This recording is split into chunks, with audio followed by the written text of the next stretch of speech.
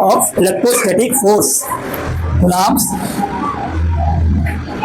law of electrostatic force। तो गुलाम ने क्या बताया, इसको दोबारा समझ लीजिए। ये टाइम है 1785 ईस्वी में, फ्रांसीसी वैज्ञानिक थे जिनका नाम था कुलाम। उन्होंने प्रयोगों के आधार पर बताया कि दो स्थिर बिंदु आवेश, अगर दो स्थिर बिंदु आवेश हो Q1 और Q2 और दोनों एक दूसरे से r दूरी पर अगर रखे हो तो ये एक दूसरे को क्या करेंगे, इंटरेक्ट करेंगे। इंटरेक्ट मतलब बल लगाएंगे, इंटरेक्ट करने का मतलब बल लगाएंगे। अब बल जो होगा दोनों में से कोई हो सकता है, तो हम ये कहेंगे कि ये दोनों एक दूसरे पर क्या करेंगे, वैद्युत बल लगाएंगे। दोनों एक दूसरे पर क्या लगाएंगे, वैद्युत बल लगाएंगे। इसको हम F से शो कर रहे हैं। किससे? F से शो कर रहे हैं। ध्यान से सुनिएगा, पूरे फिजिक्स का एकदम बेस है क्या, कूलाम का ये नियम पूरा आधार है।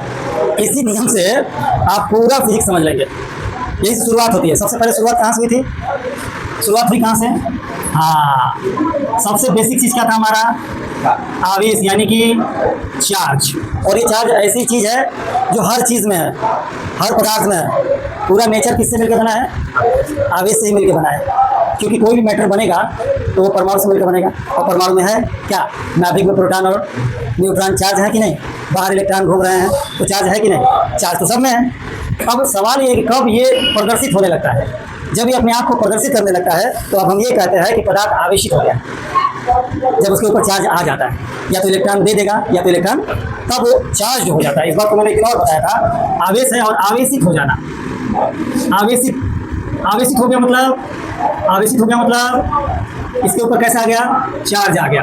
अब इसके ऊपर चार्ज शो नहीं कर रहा था, तो जब वो आवेशित हो जाता है, जब वो चार्ज हो जाता है, कौन, कोई भी चीज़, कुछ भी पदार्थ, जब वो चार्ज हो जाएगा तो वो क्या करेगा, दूसरे आवेशों को इंटरेक्ट करेगा। इंटरेक्ट करेगा मतलब बल लगाएगा। अब वो बल का स्वभाव आप समझ गए हैं। उसको बेसिक प्रॉपर्टी ऑफ चार्जेस में हम लोगों ने पढ़ा था कि दो चार्ज एक दूसरे को इंटरेक्ट करते हैं, या तो खींचेंगे नहीं तो धक्का देंगे। ये हम लोग समझते, यहाँ भी तो वही होगा, उसे तो अलग होगा नहीं। भाई गुलाम ने क्या बताया कि दो आवेश हो तो एक दूसरे को क्या करेंगे, इंटरेक्ट करेंगे, बल लगाएंगे। तो ये जो बल लगेगा, ये बल कितना लगेगा और ये बल कैसे निकलेगा, इसके ऊपर उन्होंने बड़ा शोध किया। और शोध करके उन्होंने एक सूत्र बताया, एक रास्ता बताया। इस रास्ते से, इस तरीके से हम दोनों आवेशों के बीच लगने वाले बल का पता लगा सकते हैं। इसीलिए ये लॉ जो है बहुत इंपॉर्टेंट लॉ है कि दो आवेशों के बीच बल लगता है, हम जानते हैं, लेकिन बल कितना लगता है और कैसे निकलता है ये कौन बताया, गुलाम बहुत बढ़िया तरीके से समझाया था। उसी को हमको दोबारा आज समझ लेना है। तो चलो, दो चार्जेज हो गए Q1 और Q2, ये दोनों के बीच की दूरी कितनी है, तो एक दूसरे को इंटरेक्ट करेंगे।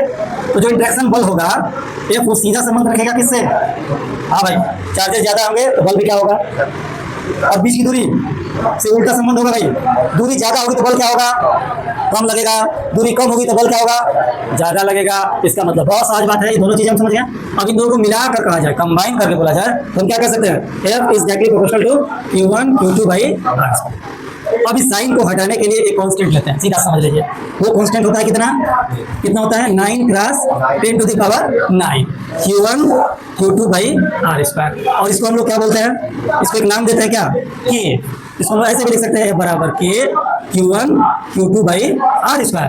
इस K की वैल्यू होती है कितना, 9 गुणे 10 का पावर 9। मात्रक लिख लेंगे, अगर केवल K का निकलना है तो न्यूटन मीटर स्क्वायर बटे कूलाम का स्क्वायर, इतना K का मान होता है। इस K को हम लोग क्या बोलते हैं, हाँ, इसको बोलते हैं स्थिर विद्युत नियतांक। इसको याद रखेंगे, इसका नाम क्या था, स्थिर विद्युत नियतांक नाम था, सही है ना।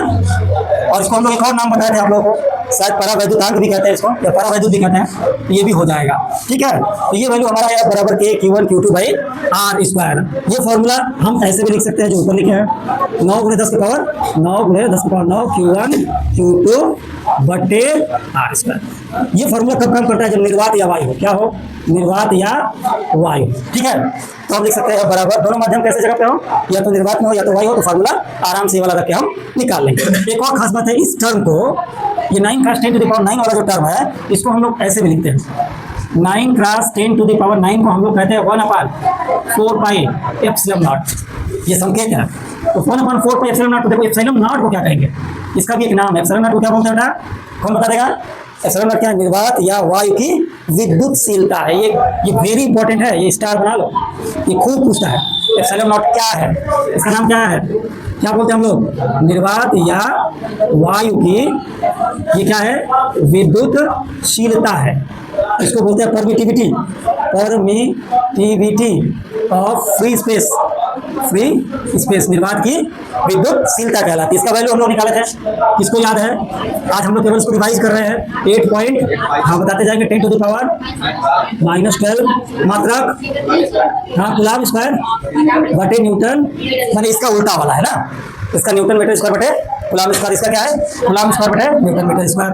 ठीक है, ये वैल्यू आपको एकदम याद रखेंगे, इसको भूलना नहीं है। तो फार्मूला को कैसे लिख सकते हैं, तब फार्मूला हमारा हो जाएगा F बराबर 1/4 pi epsilon not Q1 Q2 by R square. इस फार्मूले को हम लोग निर्वात या वायु में इस्तेमाल कर सकते हैं। ये रहा कूलम्ब का नियम जो दो स्थिर बिंदु आवेशों के बीच काम करता है। बस